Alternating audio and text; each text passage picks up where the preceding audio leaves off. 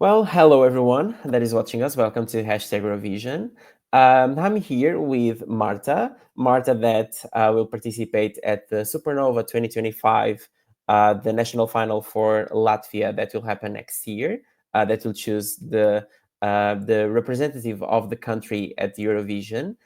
So Marta, really nice to meet you. Welcome to the Hi, Hashtag Eurovision community. so nice to Um, meet you too. Amazing. First of all, I'd like you to introduce yourself a little bit because I'm pretty sure that a lot of people will watch this interview and most of them don't know you. So it will be good to introduce a little bit of yourself before we start. So, my name is Marta. I am an artist and a songwriter based in Latvia. I actually studied musical theatre in London, so I've done some theatre as well. And I have been a radio presenter for quite some time as well. But songwriting is definitely my main passion, and I am very excited to share my music to the world. Yeah, it sounds like you have an amazing background in so many different It's been areas. very up and down and very weird, but Hmm. music keeps finding its way into my life, and I'm so grateful for that. Yeah, I was about to ask you actually like which one of those areas do you prefer, but you just mentioned that songwriting is your passion at the moment. And it's always been music. Like ever since I was a tiny kid, I was always like, I'm going to be a singer. I was always singing, participating in like children's shows and going to music school, playing piano, all that.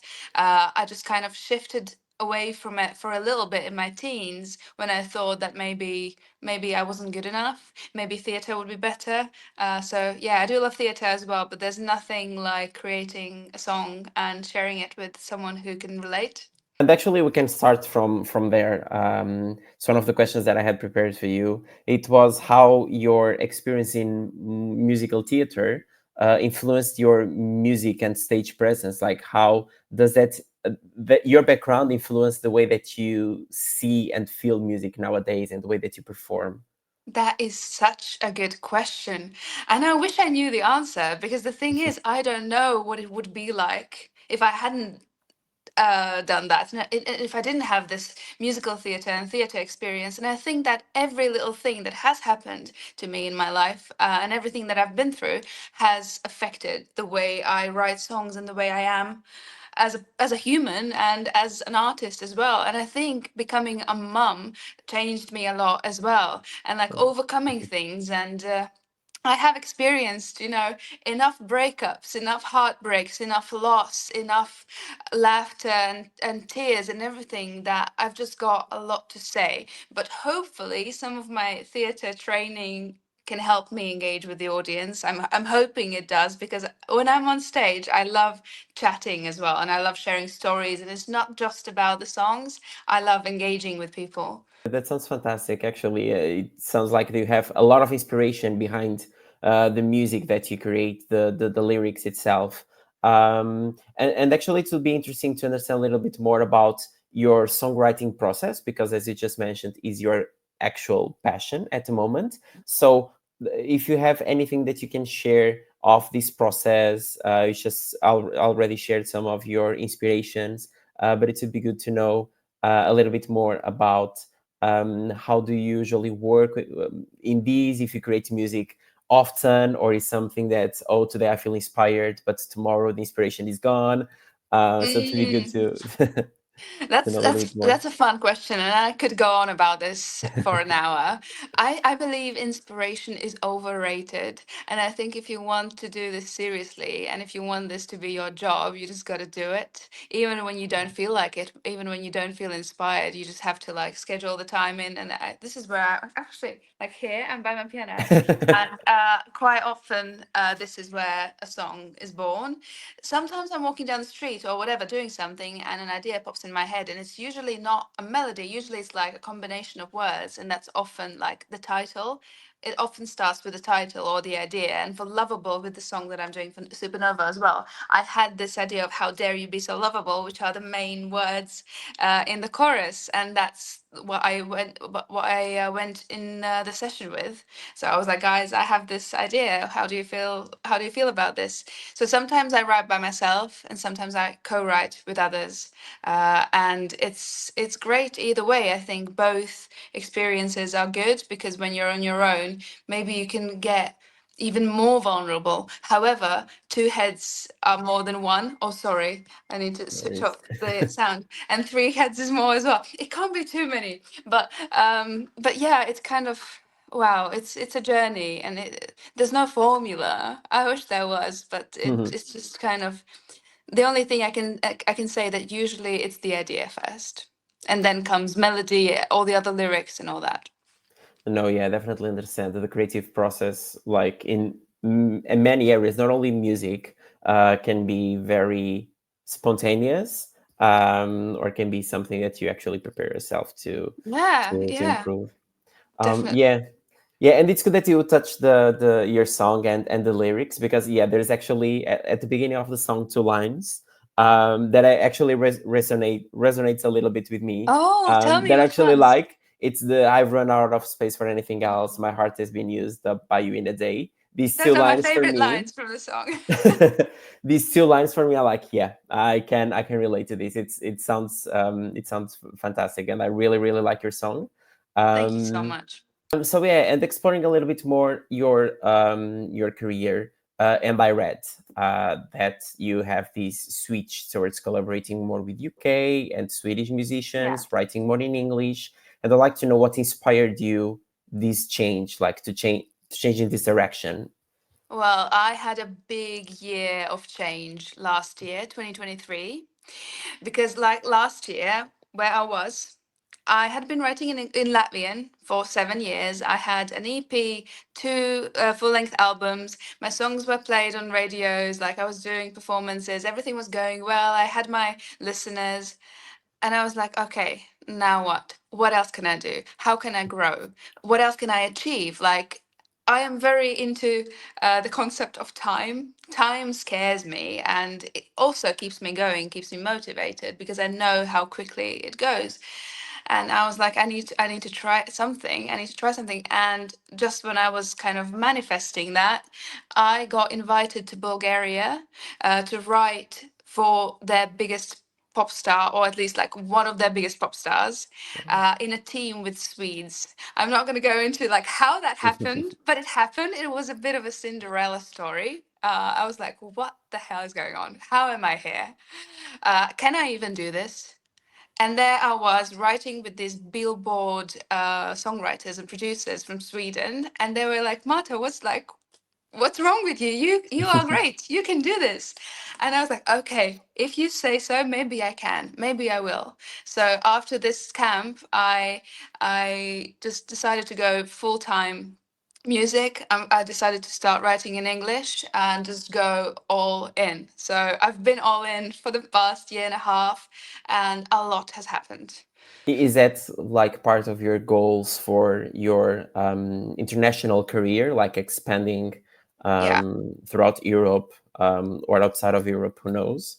Definitely, I'm a greedy monkey. I want more. No, the thing is, I love my Latvian listeners, and this is my home, and I'm always going to be coming back to writing in Latvian as well, and I love them. That's not going to change, but it's a very small country, and I'm just Yeah. curious about like what else is there, and maybe also because I studied in London and I have lived abroad, and I don't know, I'm kind of drawn to something more.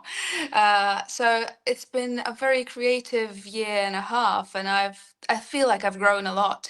And the most fun thing is that I made this new TikTok account because I was like, okay, I'm going to make a new one for my English speaking audience. And the people who have found me and my music since I started doing that, they have become like, some of them have become the biggest fans I've ever had. And I've been doing this for years, and somehow I feel like some of these new ones are like so there for me. We even have a fandom name now. They're called Martinis, which Martini. I think is the cutest thing ever.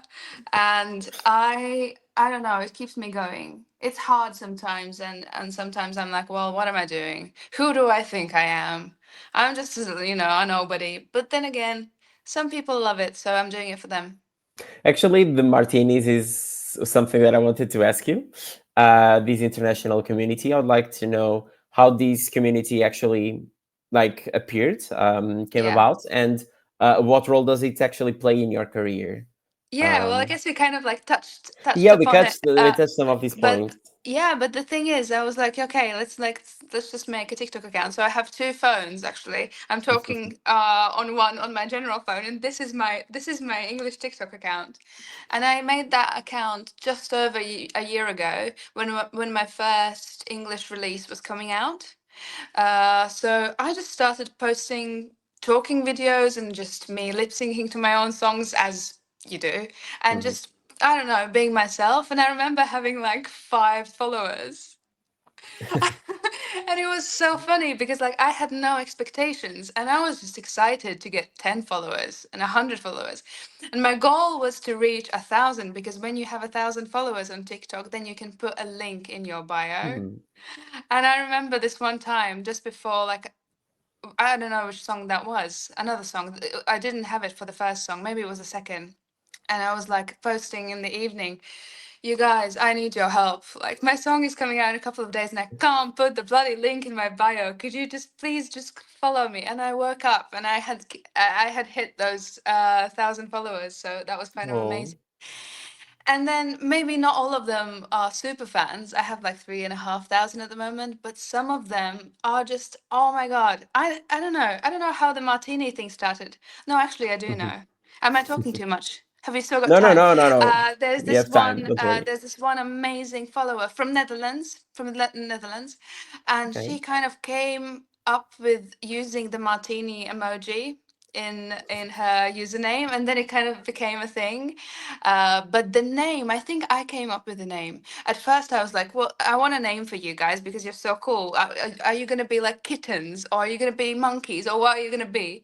And then it just hit me, Marta. Martinis. Martinis. Okay, this is perfect. And I was like, do you guys like it? Do you guys like it? And everyone was like, yes, so cute. We love it. And I was like, okay, well, there you go. You're Martinis now.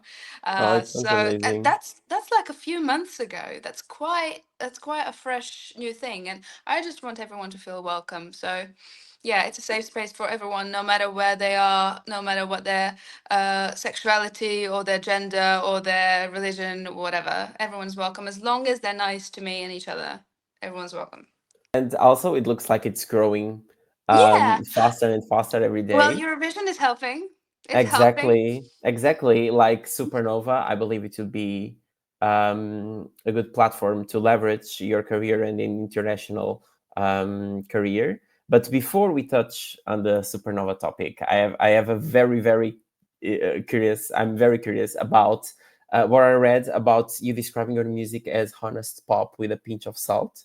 Yeah. I'd like you to elaborate a little bit more on these because I'm very curious what this actually means. Okay. I would love to. And I love that you've done your research. This is I great. did. I love pop music. I am definitely a pop girly. I've got pop written in my DNA. But the thing is, I don't like things to be too sweet, and I don't want to be like too lovey-dovey and too cliche or whatever. I've seen some, like, I've been through a lot. I'm 34. I'm not like 16 anymore. I've experienced a lot of stuff, and it has shaped me into the person that I am now. And I know how horrible life can be as well, how unfair it can be, and I don't want to just sing happy little songs about how perfect everything is. So that's why it is pop. It is mostly uplifting, but it's honest, and it's with a pinch of salt because that's how I see life as well. Life is amazing, but some stuff sucks. So I write the way see the world and see life. That sounds lovely. Yeah. Again, I can resonate a little bit with that with that message. I can definitely understand that description of not everything is always amazing. So you No. should always take everything with a pinch of salt, That, including that's music. that's that's that's true, and even for "Lovable," which is a very positive message and a happy song, what salt? means in this particular case, for example, is how dare you be so lovable? Like you're almost angry with that person. It's like I wasn't planning to do this. I just wanted to have some fun, and there you go, and that's it. I'm in love, and I'm done. Or maybe production wise as well. I like to add some darkness in the production because my voice is very just naturally kind of soft. So I Mm. like to add something darker in the production. Regarding your Supernova participation, Yeah. that's the main reason why you're here, why we are Yeah. here talking. I'd like to know what are your expectations for your performance at the Supernova 2025. If you are preparing yourself a lot, like rehearsing, and what do you expect to get from the competition? Well, I'm the kind of a person who tries hard, and maybe that's like a pro and a con at the same time because I'm hypersensitive and I take everything very personally, so I still need to work on that. But I have been kind of working on this since spring already. Like when I wrote Lovable, that was like springtime, and I decided back then that I was gonna participate, and I think have been mentally preparing since then and creating all this, I don't know, this red visual era, and just thinking and creating this world around Lovable since then. And at the moment, of course, I'm working on the performance, and I want it to be fun. I want it to be lovable and fun, and I just I don't know. I know it's not going to be perfect, and like perfection is impossible. I think when it's live, and things happen, and I can only do as much as I can, but I want to make sure it's the best I can. So I have a great team around me, and I've been lucky enough to meet people who are just as excited about this as I am. And the same girl who directed my music video for Lovable, she's directing the show, the performance as well. So if I was on my own, I would lose my mind. I would not know what to do. But I started gathering my team before they announced the shortlist, because I was like, if I get in, I want to be ready to start working already, not start to think, oh no, what am I going to do? So when I found out that I was shortlisted, I already had a director. So that was Okay, quite, yeah, that was quite so you great. prepared yourself in advance, Yeah, definitely. yeah, yeah. So now we're doing the work behind the scenes. I can't really tell you. No, okay. So okay. Yeah, but I'm a little bit curious because yeah, the music video looks great. But should we assume that the live performance will be similar to the music video or completely different? In some aspect, maybe something might be similar, but something may not be similar, because obviously what happens with the dress, it Mm. gets kind of overtaken by red color and love. That can't really happen live. So we're thinking of other ways to represent love. Oh, that's lovely. That's lovable. It's quite lovable. Yeah, I was It's trying to quite be lovable. lovable. Yeah, regarding your participation and knowing that the Supernova this year has a lot of fantastic songs, fantastic artists, I'd like to know what would it mean for you to represent Latvia at Eurovision if in the end you win, and how would you take these opportunity? Like, what would these mean to you, and what do you want to take out of this experience?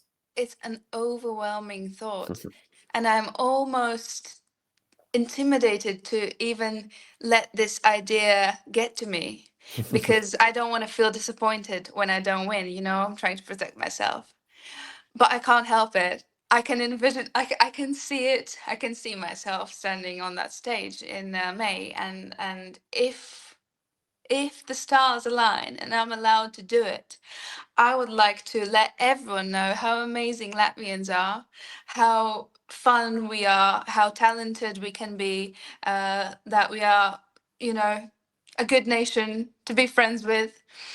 And as I said about my community, Mhm. how I want everyone to feel safe and welcome there, I would just do that on a much, much, much bigger scale, I guess. And it would definitely completely change my career. However, that being said, yeah, it would be great to do that, but I don't know if I will. But I already feel like a winner because my goal was to find new listeners, and I have found new listeners who I think are going to stay with me no matter if I win or if I don't win.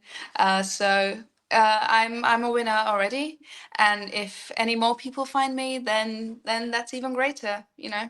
But we'll Exactly, see. exactly. The exposure that you're having to the Eurovision community will stick around with you, and also the fans that you're getting because of your participation at Supernova will also stick with you in the future. Like the Martinis will continue Exactly. And growing. in my defense, actually, another thing that I would like to add, I am kind of proud of myself. I'm my worst critic as well, but I must say I am proud of myself for sticking with this international journey and not quitting after the first or the second song when all my streams went down, because like my usual audience, the Latvian audience, was streaming my English stuff less.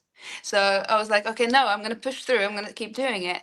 And now, if I get that exposure and if I get that chance, I already have an EP out in English. I already have my next single recorded and planned. Like, I am planning way ahead, and I have this. I don't know, this drive, this massive energy to do things, and it wouldn't be like, oh, now what? I already know the next steps, and I have a manager in the UK as well, and she's very excited about this. So I think I would probably handle it quite well, but either way, I'm happy. No, it's just fantastic to see like musicians and singers ready for the next step.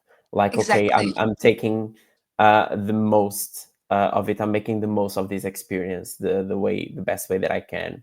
And it's so funny that you mentioned like the persisting and not quitting. Yeah. I would like you to, I don't know, what advice would you give to an aspiring musicians who are just starting out? Because it just mentioned, for example, in Latvia, in such a small country, it can be very challenging to break through, like through the barrier of being known and have a Yeah. career. What advice would Well, you give? Well, look at me. I'm just a Latvian girl, but I am now being interviewed by Pedro in Portugal. Anything is possible, but you have to be persistent. Like, you cannot stop. It's a marathon, not a sprint. And it takes time. It takes sweat, blood, and tears, literally.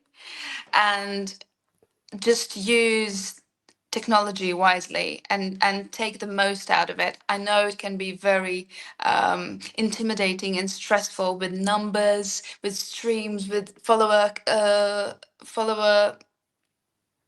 with how many followers you have and all that.